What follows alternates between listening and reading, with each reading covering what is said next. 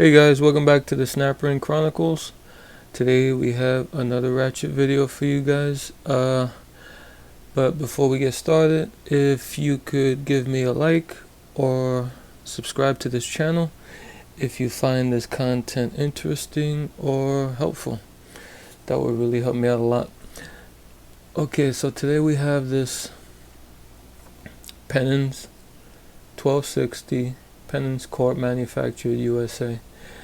And the number 1260, well, Penens was a subsidiary of Proto. I'm not sure exactly how it came to be, but I think in the 40s,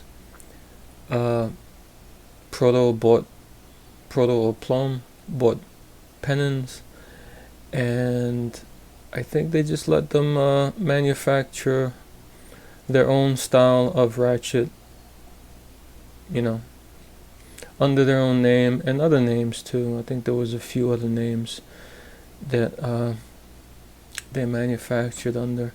I think Fleet was one of them.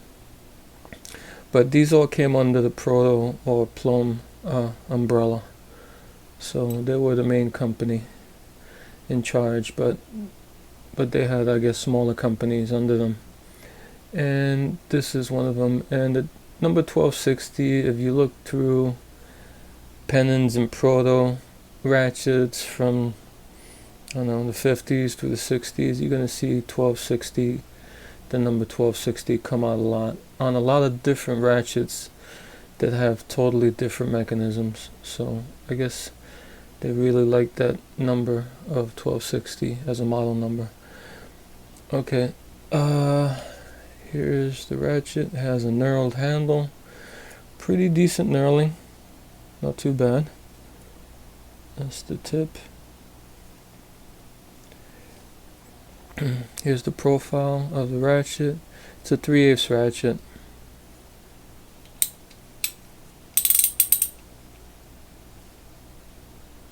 Here's the underside.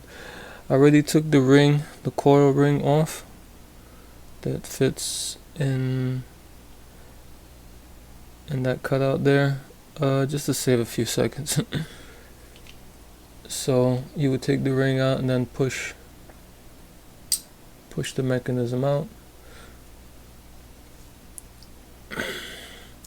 Okay, when you take the mechanism out, be a little bit careful, because this isn't quite the same design as a SK style. I mean, there is a swinging pull which is similar, but this is a little bit different. There's actually, see if we can get this pull to swing all the way over. You see there's a spring in there, and that corresponds to this pin here in the pawl, and that spring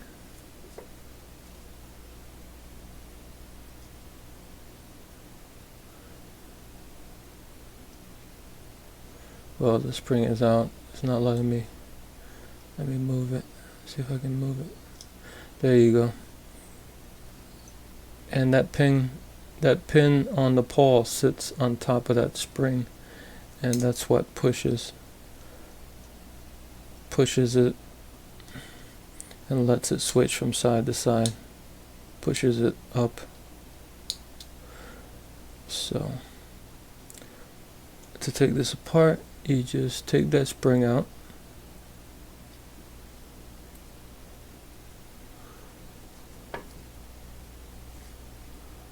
here's what the spring looks like. It's pretty thin, a little bit long spring.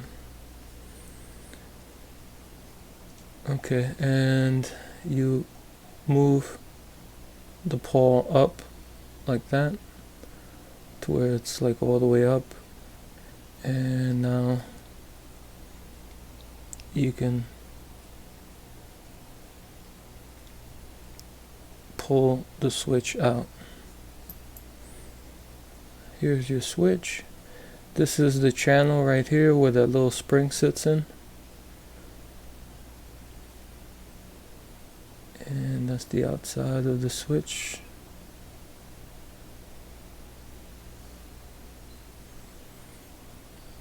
Okay, now there's a pin that holds the pawl, and you just shake that out, it should come out. This is what the pin looks like. Kind of typical. Not too thin, not too thick. A little bit on the thinner side though. And now you can take your pawl out. This pawl only has one tooth per side, as you can see here. Has one tooth. And this is made of two pieces because it has this pin here. As you can see, this pin is not a solid pin, it's like a rolled sheet that was rolled and pressed in to make a pin. So I guess they were trying to save some money there.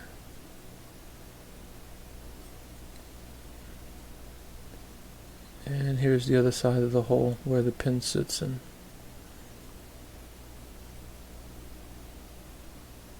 You see how it's rolled?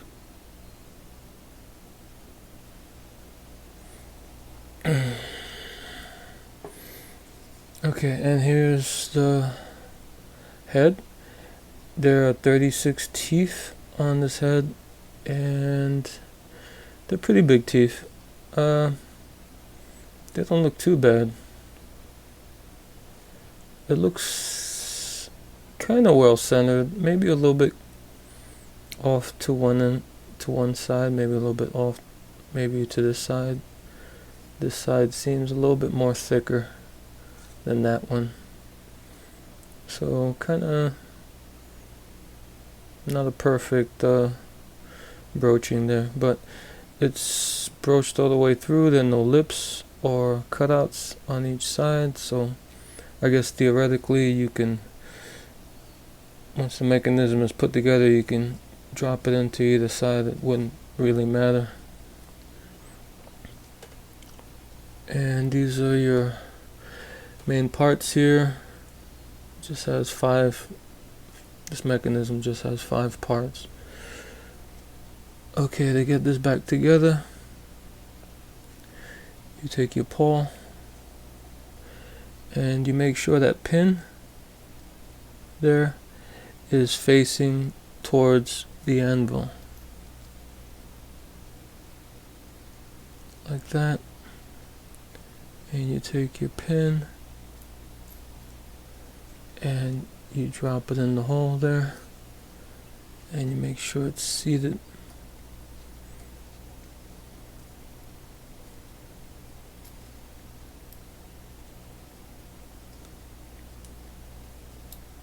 Make sure it's flat, flush with the surface, like that. Okay, and keep your pawl swung up like that, and you take your switch and you put your switch in the hole like that. Okay, now you have to get your little spring in that channel down there, like that.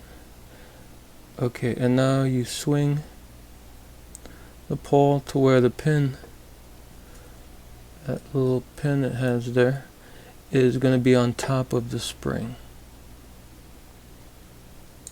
like that. And I kind of move the switch a little bit to have it centered where it's neutral, like that. Okay, now it's ready to go back into the head, and you just drop it in there like that. You take your ring,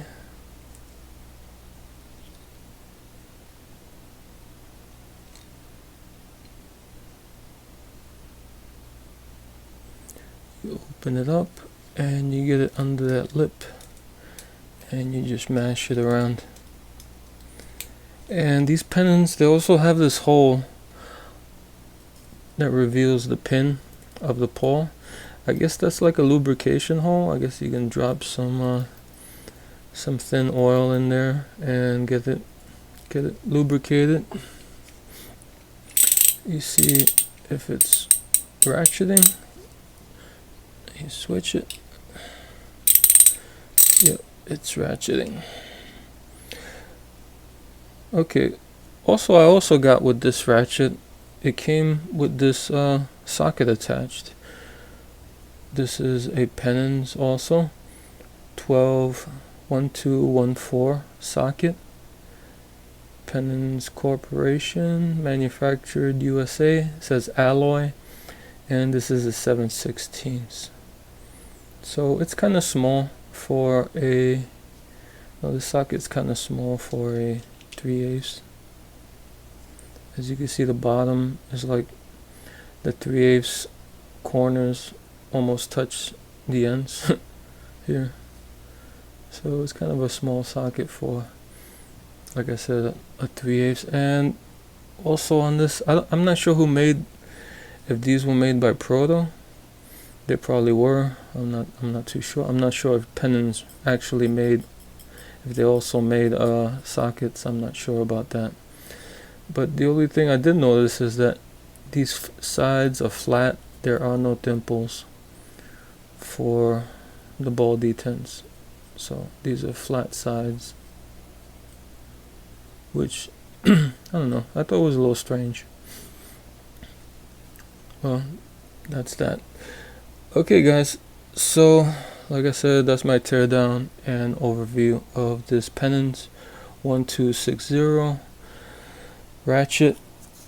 Alright, till next time.